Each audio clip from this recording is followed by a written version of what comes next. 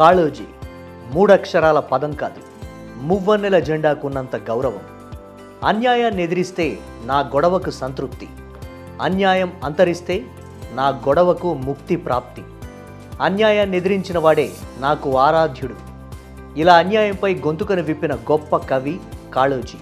పూర్తి పేరు కాళోజీ నారాయణరావు. కాళోజీని ముద్దుగా కాళన్న అని కూడా పిలిచేవాళ్ళు ఆయన సన్నిహితులు. నిజాం ప్రభువుల బానిసత్వపు సంకెళ్లకు తన కలం సిరాను ఆయుధంగా మలిచారు. నిరంకుశత్వానికి, నాటి అరాచక పాలనకు స్వస్తి చెప్పేందుకు ఉద్యమించారు కాళోజీ. 1914 సెప్టెంబర్ 9న జన్మించిన ఈ కలం దాదాపు 88 ఏళ్ల పాటు తన సిరా అక్షరాలను రచించి 2002 నవంబర్ 13న ఆగిపోయింది. ప్రజా హక్కుల కోసం సాంఘిక దురాచారాలపై పిడికిళ్లను బిగించారు కాళోజీ.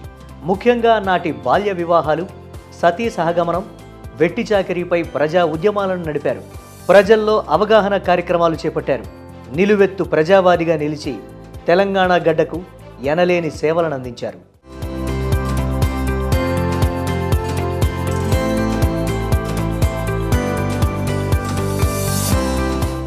కాళోజీ కర్ణాటకలోని బీజాపూర్ జిల్లాలో పుట్టినప్పటికీ వరంగల్ జిల్లాకు వలస వచ్చారు. కేవలం తెలుగులోనే కాకుండా హిందీ, ఉర్దూ, మరాఠీ, కన్నడ, ఇంగ్లీషు భాషల్లో కూడా రచనలు చేశారు. ఈ సమయంలోనే నా గొడవ అనే శీర్షికను పెట్టి సమాజంలో జరిగే అన్యాయాలను ఎత్తి చూపుతూ నిర్మోహమాటంగా, నిక్కచ్చిగా వ్యవహరించేవారు. అందుకే ఆయన రచించిన అన్ని రచనల్లో ప్రజల ఆవేదన, ఆక్రందన, ఆగ్రహం స్పష్టంగా కనిపిస్తుంది. హైదరాబాద్, హన్మకొండలో తన విద్యాభ్యాసం పూర్తి చేశారు. న్యాయశాస్త్రంపై ఆసక్తి ఉండడంతో న్యాయవాద విద్యను చదివి అందులో పట్టా పొందారు. ఈ క్రమంలోనే ప్రముఖ రచయితలు, రాజకీయ నాయకులైన మాడపాటి హనుమంతరావు, సురవరం ప్రతాపరెడ్డి, జమలాపురం కేశవరావు, బూర్గుల రామకృష్ణారావు, పివి నరసింహారావు వంటి వారితో కలిసి గ్రంథాలయ ఉద్యమాల్లో తరచూ పాల్గొనేవారు. తెలంగాణ వాసులకు అక్షర జ్ఞానాన్ని అందించడం కోసం తీవ్రంగా శ్రమించారు. రజాకార్ల దౌర్జన్యాన్ని ఖండిస్తూ వరంగల్ కోటలో జాతీయ పతాకాన్ని ఆవిష్కరించేందుకు ప్రయత్నించగా నగరం నుంచి బహిష్కరించారు. అయినప్పటికీ తనలో ఆవేశాన్ని అణుచుకోలేకపోయారు.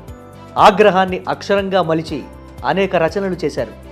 అందులో అణా కథలు, నా భారతదేశ యాత్ర, పార్థివ వ్యయము, కాళోజీ కథలు, తెలంగాణ ఉద్యమ కవితలు, నా గొడవ, ఇది నా గొడవ అనే రచనలు చేశారు. వీటిలో నా గొడవ, ఇది నా గొడవ బాగా ప్రసిద్ధి చెందాయి. ఇలా గొప్ప రచనలు చేసిన కాళోజీ రాజకీయంగా కూడా చాలా చురుగ్గా ఉన్నారు. ఉమ్మడి ఆంధ్రప్రదేశ్లోని శాసనమండలిలో సభ్యునిగా కూడా కొనసాగారు. ఈయన సేవలను గుర్తించిన ప్రభుత్వం 1992లో పద్మవిభూషణ్ పేరుతో సత్కరించింది. దీంతో పాటు రాష్ట్ర ప్రభుత్వం కూడా అనేక బిరుదులను అందించింది. ఇలా ప్రజాకవి పేరును సంపాదించుకున్నారు కాళోజీ. వరంగల్ కాకతీయ యూనివర్సిటీ వారు డాక్టరేట్ ఇచ్చి గౌరవించారు.